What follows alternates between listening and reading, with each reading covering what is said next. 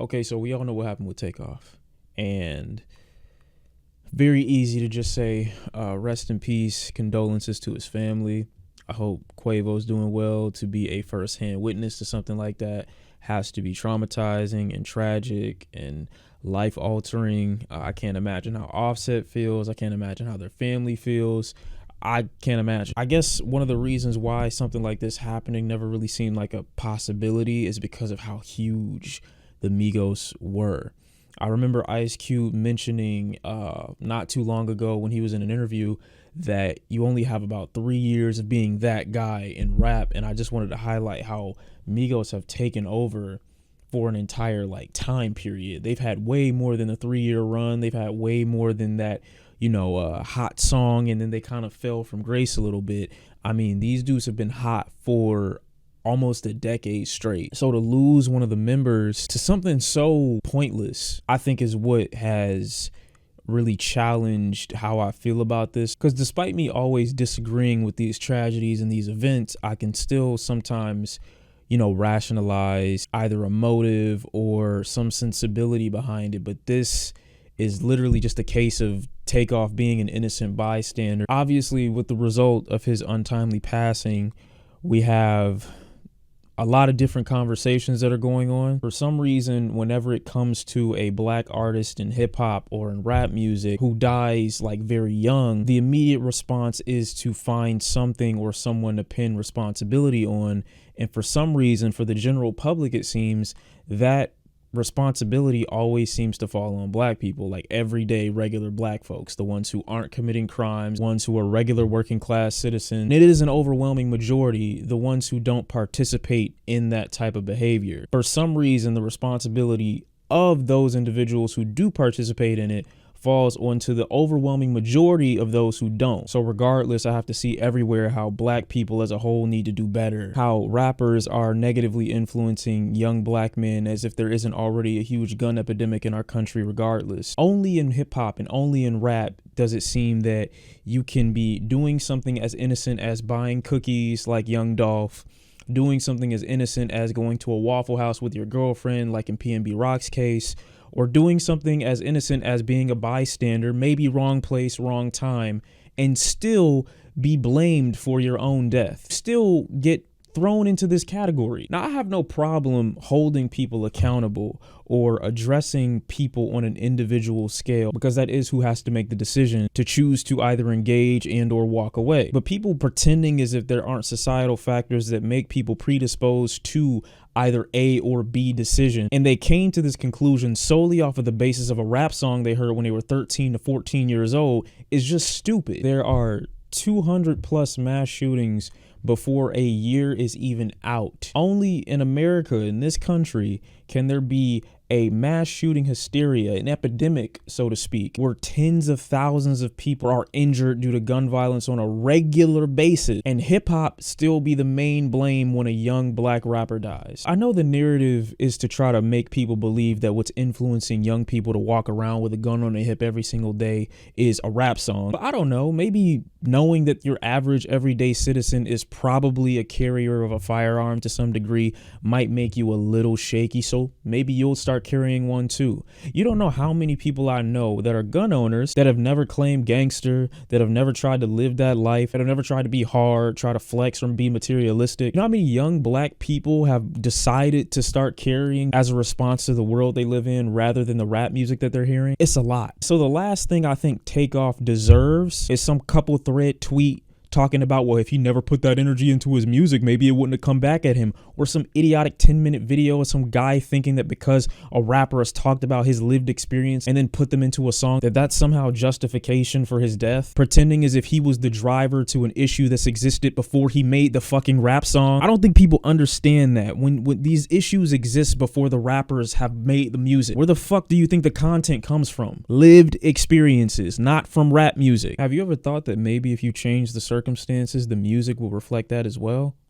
How if you invested into these communities, if you took care of these communities, if you gave these people more opportunity, that the music would reflect that change as well over time? Or did you just think that they wanted to make music like that just because it was fun? But what's the incentive, I ask myself? Because kids aren't stupid, you know what I'm saying? They need a reason, even if it's a simple reason. I watched a video the other day of Lil Baby shopping for some sneakers, and he said something in the video that I thought was extremely profound yet incredibly simple. He alluded to how if he purchased shoes for young kids, they would stay out of trouble. And I thought to myself, that sounds really stupid, but that's extremely true. When I was younger, every time I got a new pair of kicks, I never wanted to go anywhere. I never wanted to walk outside. I never wanted to be out in public for too long.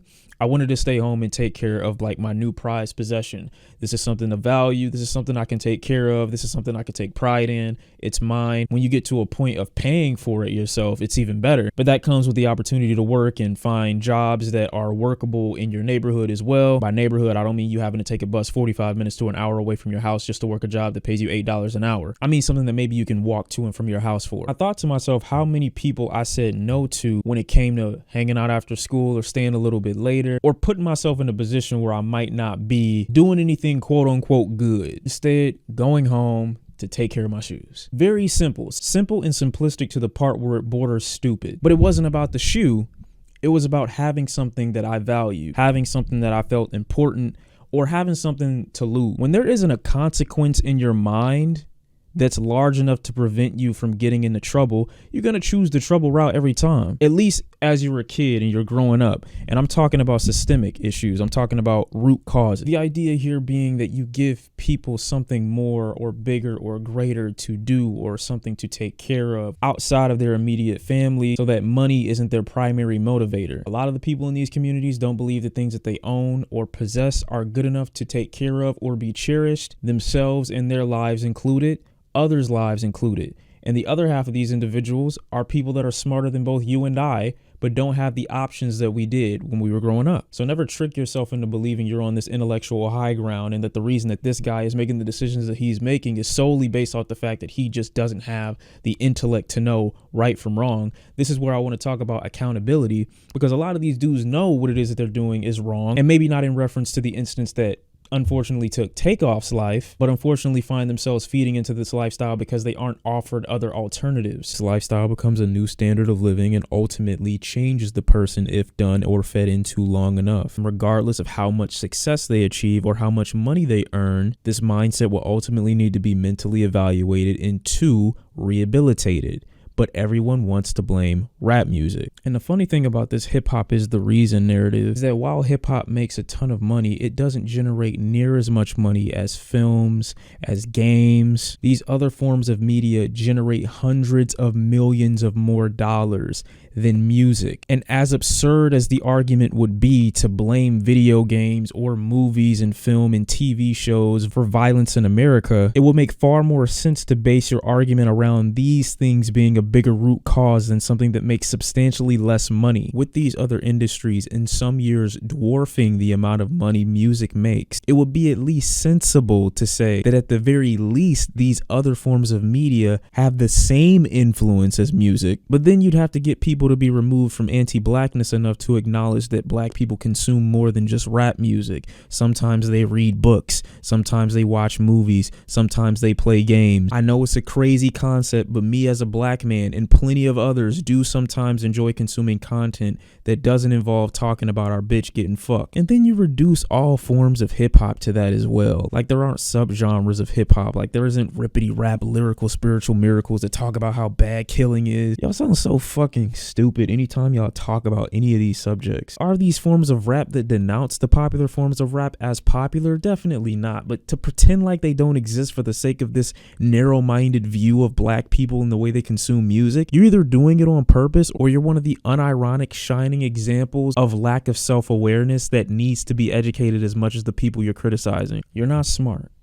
You're not smart. You're not smart at all. You just had more options, had more things to do.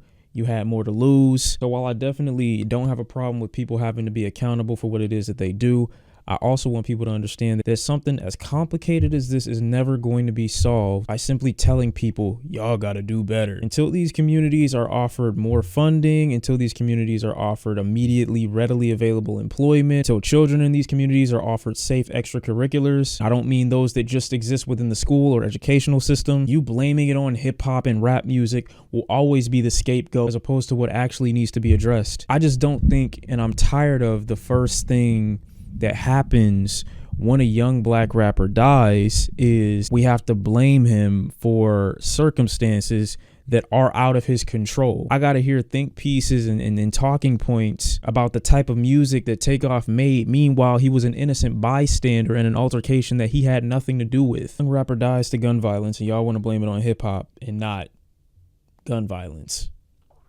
Got it. Rest in peace to a member of one of the biggest and greatest rap groups in history.